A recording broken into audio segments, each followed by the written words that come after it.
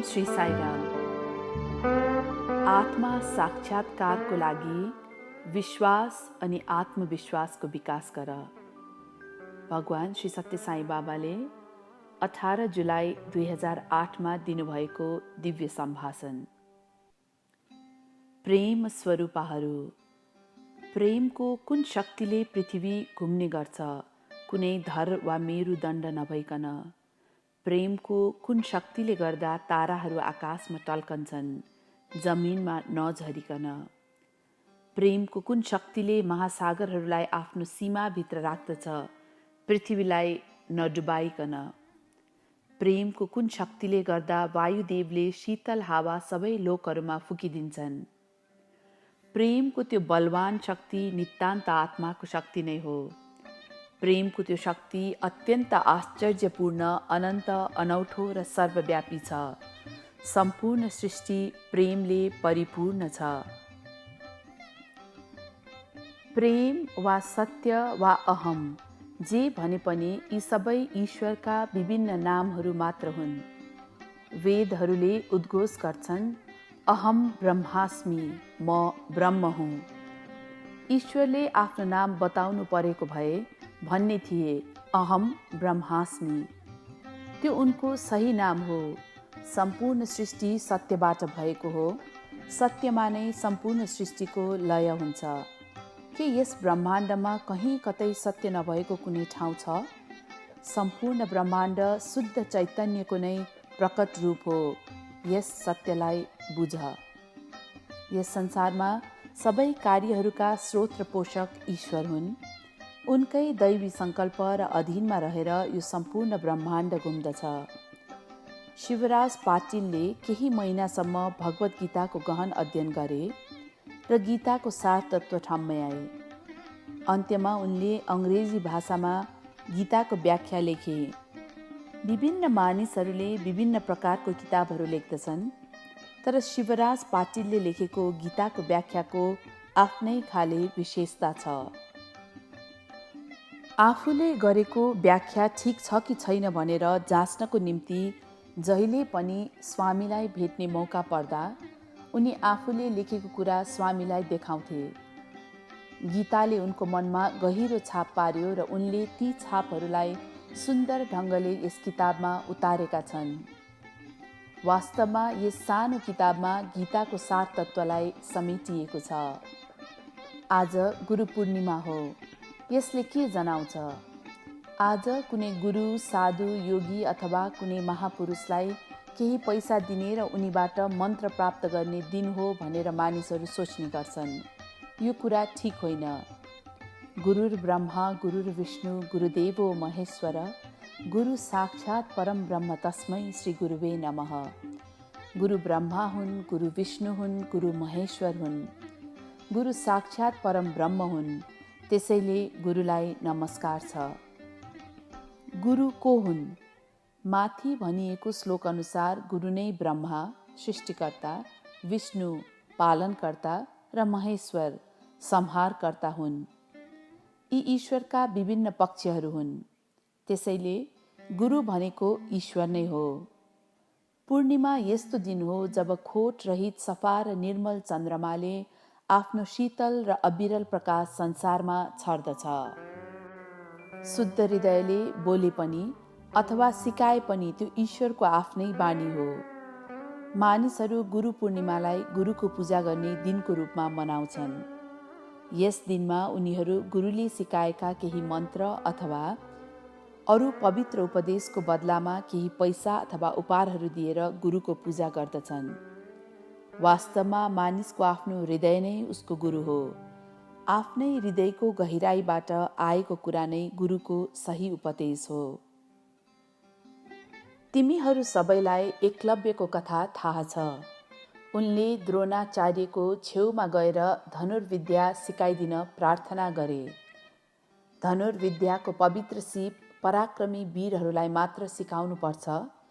जनावरहरूको शिकार गर्दै डुल्ने भिल्ललाई होइन भनेर द्रोणाचार्यले उनको अनुरोध अस्वीकार गरे। तर एकलव्यले द्रोणाचार्यलाई नै आफ्नो गुरु माने र आफ्नो हृदयभित्र राखे। द्रोणाचार्यले उनलाई कुनै पनि प्रशिक्षण नदिएको भए पनि उनले आफ्नो गुरुको एउटा माटोको मूर्ति बनाए र हरेक दिन त्यसकै पूजा गर्न सुरु गरे। आफ्नो गुरुको रूपमा द्रोणाचार्यको निरन्तर चिन्तन गरेर उनले धनुर्विद्याका सम्पूर्ण सिपहरू सिके। छोटो समयमा नै उनी धनुर्बाण चलाउनमा पारङ्गत भए।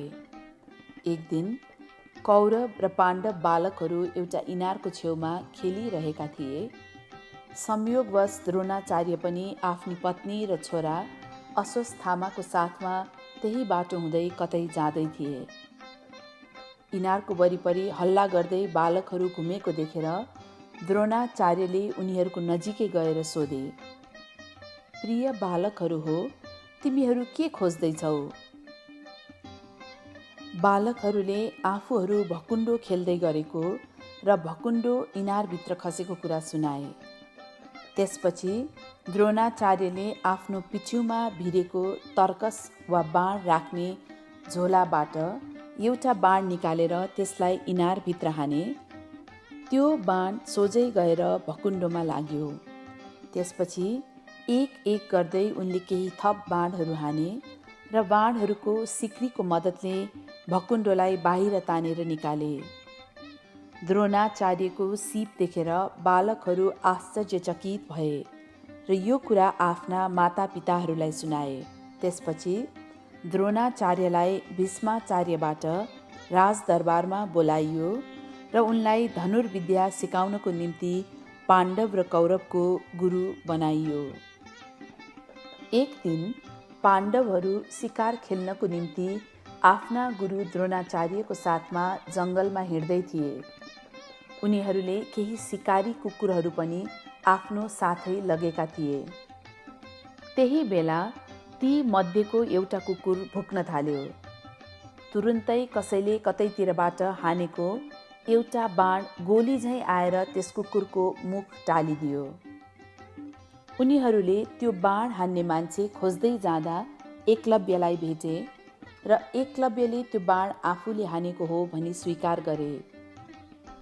एकलव्यले शब्दभेदी विधि अर्थात् केवल आवाज आएको दिशाको आधारमा लक्ष्यमा बाण हान्ने कलाको प्रयोग गरेको कुरा अर्जुनले चाल पाए। एकलव्यको धनुर्विद्याको सिप देखेर विशेष गरी उनको शब्दभेदी विधिको प्रयोग गर्ने क्षमताबाट अर्जुनलाई डाह लाग्यो। एकलव्यले आफूले गुरु मानेका द्रोणाचार्यको चरणमा दण्डवत प्रणाम गरे। क्रोध र ईर्ष्याले ग्रस्त भएर अर्जुनले द्रोणाचार्यलाई हेर्दै भने, तपाईले शब्दभेदी विधि म बाहेक अरू कसैलाई पनि सिकाउँदिन भनेर मसँग वाचा गर्नुभएको थियो। मैले तपाईँको बोलीको पुरै विश्वास गरेको थिएँ। द्रोणाचार्यले भन्नुभयो, म एकलव्यको गुरु होइन, न मैले यो विधि उनलाई सिकाएको नै हुँ। तिमीलाई इच्छा भए उसैबाट यस कुराको यकिन गर्न सक्छौ। त्यसपछि एकलव्यलाई प्रश्न गरियो। उनले भने, द्रोणाचार्यले मलाई धनुर्विद्या सिकाउन नमान्नु भएको कुरा साँचो हो, तर गुरुको रूपमा निरन्तर उहाँको चिन्तन गरेर मैले शब्दभेदी विधिसहित धनुर्विद्या सिकेको हुँ। एकलव्यको उत्तरले अर्जुनको ईर्ष्याको ज्वाला झन भड्कायो। धनुर्विद्याको कलामा आफूभन्दा बढी जान्ने अरू कोही पनि यस संसारमा नहोस् भन्ने उनको इच्छा थियो।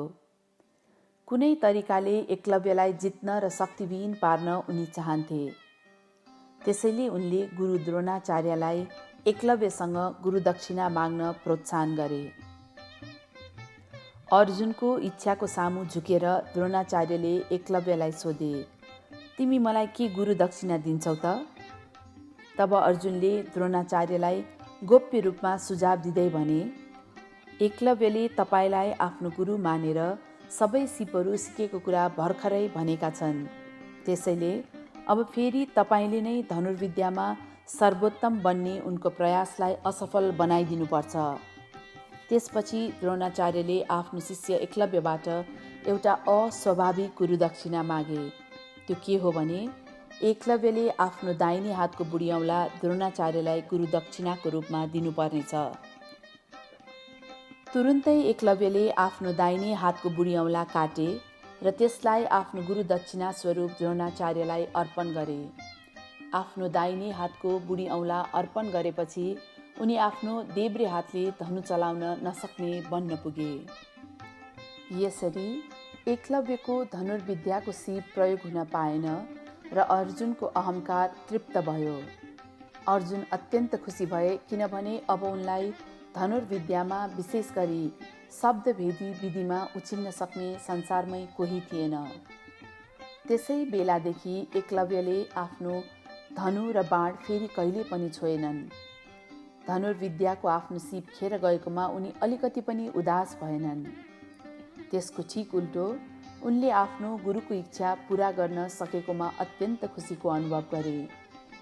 यसरी एउटा महान धनुर्धरले अर्को महान धनुर्धरको ईर्ष्याले गर्दा सधैँका लागि अशक्त बन्नु पर्यो।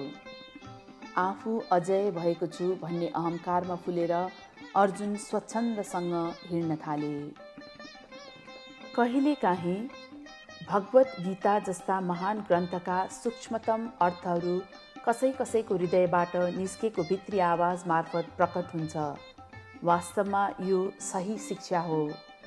आफ्नो गहिरो भक्तिबाट शिवराज पाटिलले त्यस्तो भित्री मुहान प्राप्त गर्न र गीतालाई अरू भाषामा उल्था गर्न सके। यसै कारणले गर्दा उनको भगवत गीताको अनुवाद एउटा महान कार्य बन्न गएको छ।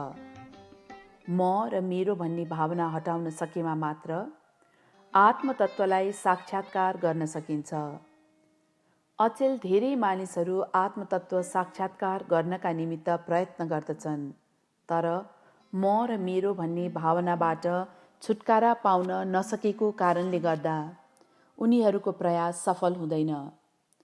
वास्तवमा यिनीहरू दुवै आत्मसाक्षात्कारका निम्ति अवरोधहरू हुन्। सबभन्दा पहिले म भन्ने भावना अहङ्कारलाई हटाउनुपर्छ। त्यसपछि तिमीमा साक्षात्कारको उदय हुन्छ।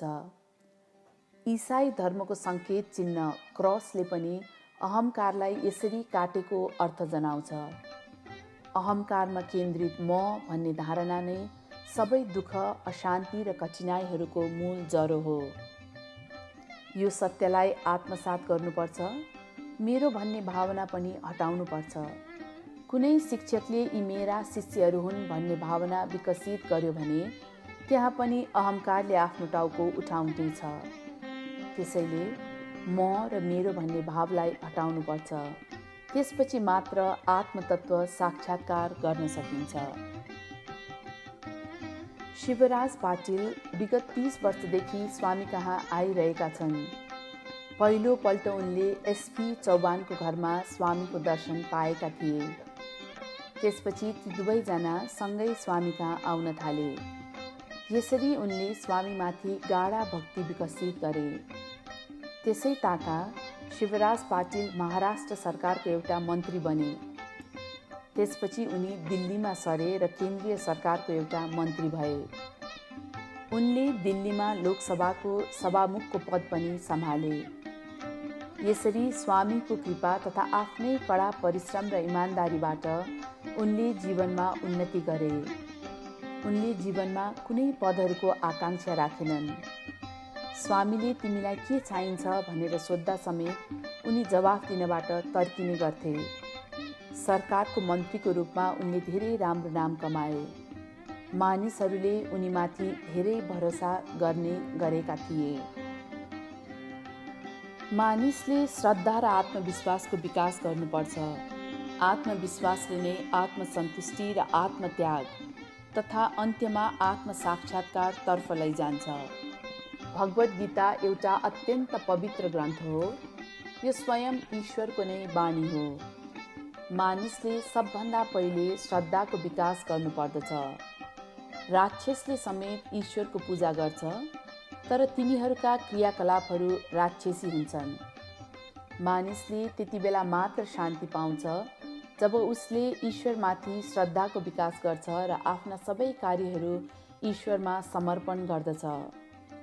तिमीहरूले धेरै किताब तथा पवित्र ग्रन्थहरू पढेका हुन सक्छौ। तिनीहरूको बारेमा तिमी भाषण पनि दिन सक्छौ। तर त्यसको कुनै उपयोगिता हुँदैन। जुन कुरा तिमीहरू व्यवहारमा उतार्छौ त्यही मात्र तिम्रो अङ्ग बन्दछ। आत्मसाक्षात्कारको निम्ति 3वटा खुट्किलाहरू छन्। ती हुन् आत्मविश्वास, आत्मसन्तोष र आत्मत्याग। जुन बेला यी 3वटै सँगै हुन्छन् त्यहाँ पूर्णत्व हुन्छ। पूर्णिमा त्यही हो जब चन्द्रमाले दागरहित भएर संसारमा शीतल प्रकाश छर्ने गर्दछ। विचार, बोली र व्यवहारमा पुरै तालमेल भएमा मात्र त्यो सत्य बन्न जान्छ। व्यवहारमा नउतारिकन आफ्ना विचारहरू व्यक्त मात्रै गर्ने र सिद्धान्तको बारेमा भाषण मात्रै गर्दै जाने हो भने त्यो खाली शब्दको खेल जस्तो हुन जान्छ। यो झुटोपना सरह हो। यस्तो मानिस पूर्ण व्यक्ति बन्दैन। शिवराज पाटिल त्यस्तो खाले मानिस होइनन्। उनले सत्यको अनुभव गरे र आफ्ना विचारहरूलाई किताबको रूपमा व्यक्त गरे। त्यसै कारणले उनको किताबले इज्जत कमायो र उनलाई धेरै सन्तोष प्रदान गर्यो। म चाहन्छु कि सबै विद्यार्थीहरूले आफूले सिकेका कुराहरू आफ्ना शिक्षकहरूलाई बताउन्। किताब पढ्नुको मात्र कुनै उपयोगिता छैन। शिक्षकहरू र विद्यार्थीहरूको बीचमा घनिष्ठ अन्तर्क्रिया हुनुपर्छ। यस्तो अन्तर्क्रिया धनात्मक र ऋणात्मक, पोजिटिभ र नेगेटिभ साथसाथै आए झैँ हुनुपर्छ। विद्यार्थीहरूले आफ्ना मातापितासँग घनिष्ठ सम्बन्धको विकास गर्नुपर्दछ। उनीहरूले आफ्ना मातापितालाई अवश्य नै प्रेम गर्नुपर्छ र तिनीहरूको आदेशको पालना गर्नै पर्छ। त्यसपछि मात्र उनीहरूले जीवनमा सफलता हासिल गर्नेछन्। गीताको अन्तिम श्लोकमा भनिएको छ, जहाँ योगेश्वर कृष्ण हुनुहुन्छ र जहाँ धनुर्धारी अर्जुन हुनुहुन्छ त्यहाँ नै सम्पत्ति, विजय, महिमा तथा शाश्वत नीति हुनेछ। यस्तो मेरो मत छ। आज शिवराज पाटिलले भगवत गीताको अनुवाद मार्फत हरेकको भलाइको निम्ति यस्तो सुन्दर र सुमधुर सन्देश ल्याएका छन्। यस्ता राम्रा कृतिहरू पाउनु हाम्रो लागि ठुलो भाग्य हो। मानिसहरू विभिन्न विषयहरूमा विभिन्न किताबहरू लेख्छन्, तर यस्तो खालको किताबहरू थोरै छन्। हामीले विद्यार्थीहरू पुस्तकालयमा गएको र त्यहाँ राखिएका किताबहरू पढेको देख्दछौँ। यीमध्ये कोहीले आध्यात्मिक किताबहरूमा चाखको विकास गर्छन् भने अरू कोहीले उपन्यास पढ्छन्। केही छात्रहरू आफ्ना पाठ्यपुस्तक वा आध्यात्मिक पुस्तकहरूको बीचमा उपन्यासहरू राख्छन् र तिनीहरूलाई ध्यानमग्न भएर पढ्छन्। यो अरूलाई र आफू स्वयंलाई नै ठग्ने बाहेक अरू केही होइन। यसो गर्नु ठिक होइन। यसै कारणले गर्दा हामीहरूले होस पुर्याएर यस्ता किताबहरू हाम्रो पुस्तकालयमा राखेका छैनौँ। म यस कुरामा निश्चिन्त छु कि हाम्रा छात्रहरू यस्ता रद्दी कुराहरूमा चाख राख्दैनन्। तिनीहरूको हृदय शुद्ध र पवित्र छ। हाम्रा छात्रहरू प्रायजसो असल र सद्व्यवहार भएका नै छन्, तर उमेरले गर्दा आक्कल झुक्कल केही विचलनहरू हुने गर्छन्। यी आउँदै जाँदै गर्ने बादल जस्तै हुन्। यस्ता विचलनहरूबाट आफूलाई टाढा राख्नको निम्ति विद्यार्थीहरूले चाहिँदो मात्रामा मानसिक शक्तिको विकास गर्नुपर्छ। म चाहन्छु हाम्रा विद्यार्थीहरूले पनि प्राज्ञिक विषयहरू तथा आध्यात्मिक विषयहरूमा राम्रा किताबहरू लेखुन्। स्वामीले त्यसपछि गौरीशङ्कर नाम भएका एकजना पूर्व विद्यार्थीलाई बोलाउनुभयो र दर्शकहरूसँग चिनाइदिनुभयो। हाल उनी श्री सत्यसाई विश्वविद्यालयमा भौतिकशास्त्र विभागमा पढाउने काम गर्छन्।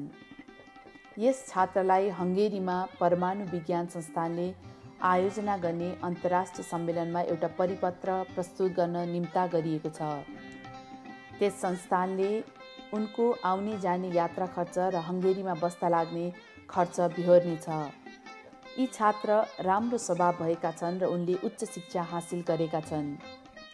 हाम्रा सबै विद्यार्थीहरूले भारत र अन्य देशहरूका संस्था तथा विश्वविद्यालयहरूबाट निम्तो पाउने अवसर प्राप्त गरून् भन्ने म चाहन्छु। तिमीहरूलाई यस्ता क्रियाकलापहरूमा सहभागी भएको देख्न पाउँदा म धेरै खुसी हुनेछु। म निश्चिन्त छु कि तिमीहरूका मातापिता पनि खुसी हुनेछन्। तिमीहरूले जे पढेका छौ र जे कुरा सिकेका छौ त्यो सबैसँग अवश्य बाँड्नुपर्छ। अनन्तपुर क्याम्पसका हाम्रा विद्यार्थीहरूमध्ये 2 जनाले अङ्ग्रेजी र भौतिक शास्त्रमा धेरै राम्रो अङ्क प्राप्त गरेका छन्। उनीहरूलाई अमेरिकाबाट निम्तो पठाइएको छ। यसमा सबै खर्च आयोजकले नै बिहोर्नेछ। यस्तो प्राज्ञिक उत्कृष्टताले हाम्रो शिक्षण संस्थाको इज्जत बढाउनेछ। म धेरै नै खुसी छु। जय साईं।